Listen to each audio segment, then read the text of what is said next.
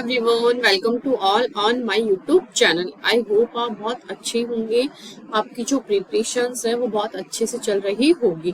तो आज का हमारा जो टॉपिक है वो है difference between CSIR versus GATE exam. मतलब ये है कि हमारा जो CSIR एग्जाम है वो और जो गेट का एग्जाम है, इन दोनों में क्या डिफरेंस रहता है, कितनी सिमिलरिटी है, वो सब चीजें आज के टॉपिक में हम कवर करेंगे। तो सबसे पहले आपको ये पता होना चाहिए कि जो लाइफ साइंस के बच्चे होते हैं, अगर माना जाए लाइफ साइंस क्या एलिजिबल होते हैं हमारे, मतलब CSIR नेट के लिए।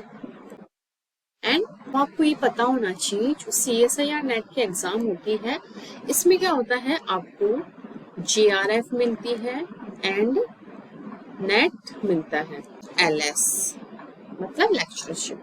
अब यहाँ क्या होता है, CSIR नेट एग्जाम जो है इसमें क्या होता है, आपको या तो JRF की पोजीशन मिलती है या फिर LS की पोजीशन। दो डिफरेंट पोजीशन के ऊपर क्या है, ये एग्जाम होता है। अब यहाँ क्या होता है, जिसका अगर JRF निकलता है वो डिफरेंट इंस्टीट्यूट्स या फिर डिफरेंट टाइप की यूनिवर्सिटीज जो है अपनी PhD कंप्लीट कर सकता है। डिफरेंट यूनिवर्सिटी मान लो या फिर डिफरेंट इंस्टीट्यूट मान लो। अब यहाँ पर क्या है, अगर आपका जो रिजल्ट डिक्लेयर होता है वो या तो CSIR के अंडर होता है या फिर आपका UGC के अंडर होता है, तो जिसके अंडर भी आपका रिजल्ट डिक्लेयर होता है उसके अंडर ही क्या है, आपको फेलोशिप मिलती है। तो या तो CSIR या फिर UGC ये ही क्या है, आपको फेलोशिप या फंड प्रोवाइड करवाते हैं, क्योंकि अपना रिजल्ट जब डिक्लेयर होता है तो उसी में ही लिखा हुआ होता है अपन कि CSIR के अंडर में अपना रिजल्ट डिक्लेयर हुआ है या फिर अपना UGC के अंदर में रिजल्ट डिक्लेयर हुआ है, तो वो हमें क्या है, फेलोशिप प्रोवाइड करवाते हैं। ये था हमारा JRF के बारे में। LS के बारे में क्या है, LS से भी अपन क्या है, डिफरेंट इंस्टीट्यूट या यूनिवर्सिटीज में क्या है, लेक्चरशिप करने का हमें मौका मिलता है। अब यहाँ पर पर्टिकुलर कोई फिक्स हमारी सैलरी नहीं होती है, यहाँ क्या है, इंस्टीट्यूट टू इंस्टीट्यूट या यूनिवर्सिटी टू यूनिवर्सिटी वेरी करती है सारी चीजें, ठीक है। इससे आपको क्या है, लेक्चरशिप करने का मौका मिलता है। ये था हमारे CSIR नेट के बारे में इंफॉर्मेशन। इसमें क्या होता है, आपको PhD करने का मौका मिलता है एंड उसके साथ आपको फेलोशिप भी मिलती है। एंड नेट जो होता है, सॉरी नेट LS में क्या है, आपको लेक्चरशिप करने का, जिससे आप गवर्नमेंट कॉलेजेस में क्या है, गवर्नमेंट असिस्टेंट प्रोफेसर्स भी बनते हैं। तो इस तरह से ये सब चीजें आपको मिलती है। जबकि गेट में क्या होता है, इसमें क्या है, अगर आपको बहुत गुड स्कोर आता है एंड आप गेट को क्वालिफाई कर लेते हैं तो आपको क्या है, इसमें भी PhD करने का मौका मिलता है। जैसे PhD के अंदर काफी सारे प्रोजेक्ट्स होते हैं डिफरेंट डिफरेंट पोजीशन पे, वो सब करने का आपको मौका मिलता है। लेकिन इसके अंदर क्या है, कोई पर्टिकुलर स्कॉलरशिप नहीं होती है। यहाँ क्या है, आपका जो इंस्टीट्यूट है या यूनिवर्सिटी है वही आपको क्या है, एक स्पेशल अमाउंट या स्टाइफन के रूप में आपको ये लोग प्रोवाइड करवाते हैं। तो इसके अंदर क्या है आपके, ठीक है, यहाँ पर क्या है, PhD के प्रोजेक्ट्स के लिए क्या है, अप्लाई कर सकते हैं। जैसे MRITs होती है, IITs होती है, NITs होती है या IISc बेंगलुरु में जो है हमारे, उन सब में क्या है, आपको PhD प्रोजेक्ट्स करने का मौका मिलता है। यहाँ पर क्या है, फेलोशिप जो है आपकी जो इंस्टीट्यूट है वो प्रोवाइड करवाते हैं, उनके ऊपर डिपेंड करता है कि वो आपको कितना स्टाइफन देना चाहते हैं, ठीक है।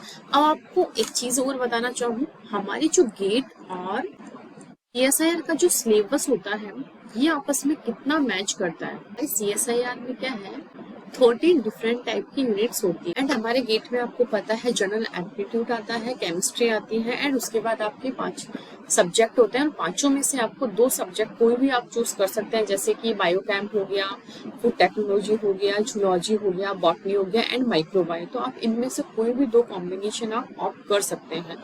तो इस तरह से अगर हम माने, वो हमारे CSIR के सिलेबस से कितना मैच करता है गेट का सिलेबस, ये करता है हमारा 50 to 60% जो है मैच करता है सिलेबस। अगर आपने नेट की प्रिपरेशन की है, CSIR नेट की, तो उसके साथ साथ क्या है, आपकी 50 to 60% प्रिपरेशन ऑलरेडी हो जाती है।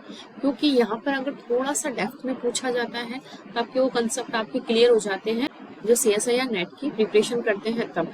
लेकिन हमारे जो गेट है इसमें जो क्वेश्चंस आते हैं वो बिल्कुल स्ट्रेट फॉरवर्ड आते हैं, 1 वर्ड टाइप के। जबकि हमारे नेट में क्या होते हैं, वो बहुत बड़े लेंथी क्वेश्चंस आते हैं। अगर आप इतना सारा मैटर अगर लर्न करते हो तो उसके लिए इतना सा मैटर तो आपका ऑलरेडी लर्न हो जाता है। जैसे कि आपके CSIR में जो पार्ट B होता है, इस टाइप की जो क्वेश्चंस है, पार्ट बी में जो क्वेश्चंस आते हैं आपके CSIR नेट की, सेम एज इट इज वैसे ही क्वेश्चन आपके गेट में पूछे जाते हैं। तो इस तरह से क्या है, अगर आप नेट की तैयारी करते हैं तो आपकी गेट की तैयारी भी ऑलरेडी हो जाती है। तो इससे क्या है, आपको बहुत ज़्यादा बेनिफिट मिलता है अगर आप नेट की तैयारी करते हैं तो।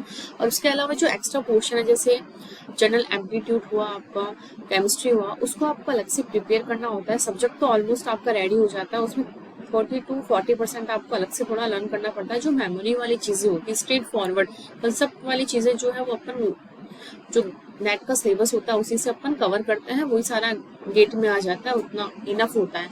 बट उसके लिए क्या है, हमें जो कवर करना पड़ता है वो स्पेशली हमारे गेट के पर्पज से ही करते हैं। जैसे कि हमारी प्लांट एनाटॉमी हो गई, वो हमारे नेट में बहुत रेयरली पूछी जाती है।